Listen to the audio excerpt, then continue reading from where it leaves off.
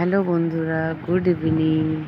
এখানে আসার পর থেকে আমি ঘুরেই যাচ্ছি, এর বাড়ি ওর বাড়ি তার বাড়ি, মানে শেষই হয় না। আমার শ্বশুরবাড়ির মানে আমাদের ফ্যামিলির কেউ নেই, মানে আমার শাশুড়ি মায়ের ফ্যামিলির আর কি।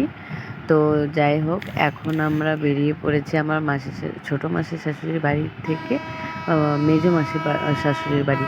তবে ওর যে একটা বৌমা আছে, বড় বৌমাটা, মানে বড় ছেলেটা মারা যাওয়ার পর থেকে বড় বৌমাটা তার মায়ের বাড়িতে থাকে, তাই আমরা যাচ্ছি ওর মায়ের বাড়িতে বাচ্চাটার সঙ্গে দেখা করতে।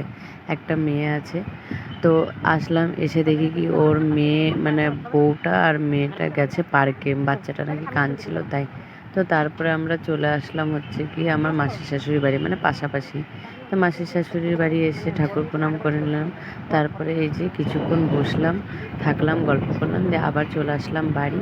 আর তারপরে এসে আবার আমার বড় পিসি শাশুড়ির বাড়ি গেলাম, যেহেতু ওটা একদম কাছে, মানে আমি সবার বাড়ি গেছি, বড় পিসি শাশুড়ির বাড়ি যাওয়া হয়নি।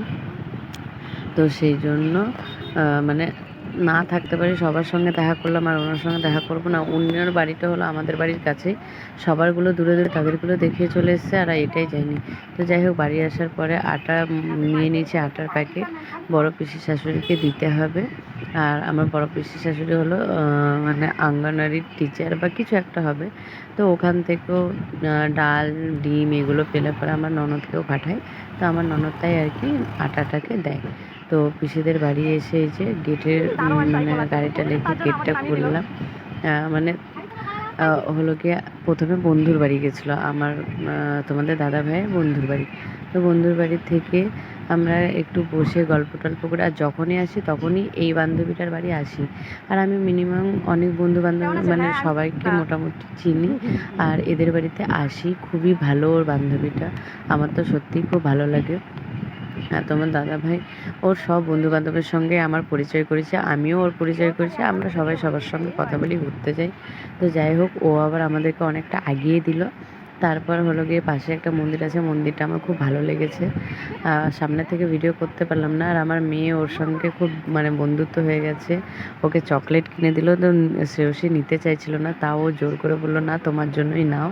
তো তারপরে পিসির শাশুড়ির বাড়ি এসেছি, আমার বলতে ভুলে গেছিলো। তো এই যে পিসি শাশুড়ি বাড়ি এসে দেখছি পিসি শাশুড়ি, ছোটো পিসি শাশুড়ি বাড়ি যাবে বলে রেডি হয়েছে। তো আমরা এসেছি বলে তাড়াহুড়ো করে এটা ওটা বানাচ্ছে, এই করছে। আমি বললাম কিচ্ছু করতে হবে না। তাও আমি মানে অমলেট ফমলেট করলাম, চাটা উনি করলে, একটু লেবু দিয়ে দিল এসব। তো তারপরে কিছুক্ষণ গল্প করার পরে চলে আসলাম একটা ওষুধের দোকানে, ওষুধ কিনতে।